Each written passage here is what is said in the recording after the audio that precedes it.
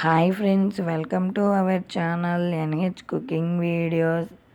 మీరు first time మా video చూస్తుంటే ప్లీజ్ లైక్, షేర్, సబ్స్క్రైబ్. పప్పు చెక్కలు ఈజీ పద్ధతిలో సింపుల్గా ఎలా చేయాలో మీకు వీడియో చూపిస్తాం చూడండి. చాలా అంటే చాలా సింపుల్గా అయిపోతాయి.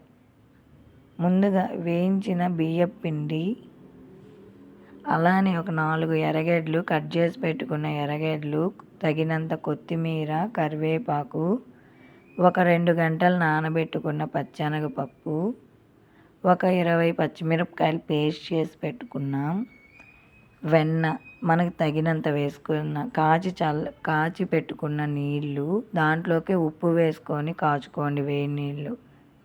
పిండి కలుపుకునేటప్పుడు నీళ్ళు ఎప్పుడూ వేడిగా ఉండాలి, చల్లారిపోకూడదు, వేడిగా ఉండేటట్టు చూసుకోండి. మనం కట్ చేసి పెట్టుకున్న ఎర్రగడ్డలు, కొత్తిమీర, కరివేపాకు, నానబెట్టుకున్న పచ్చెనగపప్పు, వెన్న, పచ్చిమిరపకాయల పేస్టు అన్నీ వేసుకొని ఒక చపాతీ ముద్దలాగా కలుపుకుందాం. నీళ్ళు తగినన్ని పోసుకుంటా కలుపుకోండి. అంటే వెంటనే అన్నీ పోసేస్తే పిండి అణుకైపోతుంది. ఉప్పు చెక్కలకి పిండి అణుకవ్వకూడదు, గట్టిగా ఉండాలి. నీళ్ళు మాత్రం బాగా గుర్తుపెట్టుకోండి, వేడిగా ఉండాలి. ఉప్పు చెక్కలకి ఎప్పుడూ వేడి నీళ్ళే పోసుకోవాలి, చన్నీళ్ళు పోసుకోకూడదు. ఇలా చపాతీ ముద్దలాగా చేసుకోండి పిండినంతా గట్టిగా. మా పిండి వచ్చి 2 కిలోలు తీసుకున్నాం.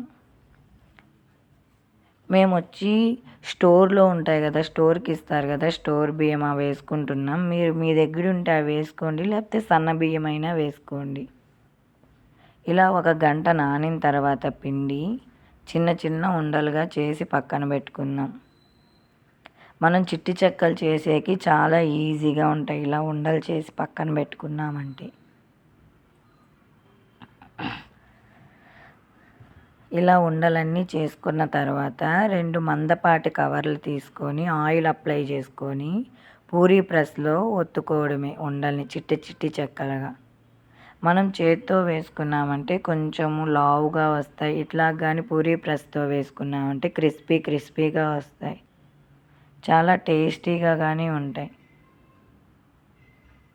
మేము మా అమ్మ వాళ్ళ ఊర్లో ఉన్నాము, అందుకని పొయ్యి మీద చేసుకుంటున్నాం. పొయ్యి మీద వంటలన్నీ చాలా టేస్ట్గా ఉంటాయి గ్యాస్ మీద కన్నా. ఇలా గోల్డెన్ కలర్ రాగానే తీసేసుకోవడమే. ఉప్పు చెక్కలకి మంట ఎప్పుడూ హైలోనే ఉండాలి, మంట లేకపోతే ఉప్పు చెక్కలు ఆయిల్ పీల్చేస్తాయి.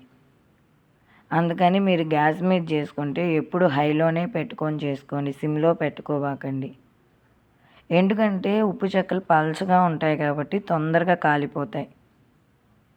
సరే ఫ్రెండ్స్, మా వీడియో మీకు నచ్చితే, మేము చేసిన ప్రాసెస్ మీకు నచ్చితే ఒకసారి మీరు ట్రై చేసి మీకు ఎలా వచ్చిందో మాకు కామెంట్ రూపాన కామెంట్ చేయండి.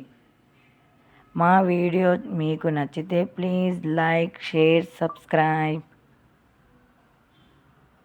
మా ఊరు సైడ్ అయితే విలేజ్ స్టైల్ పప్పు చెక్కలు రెడీ.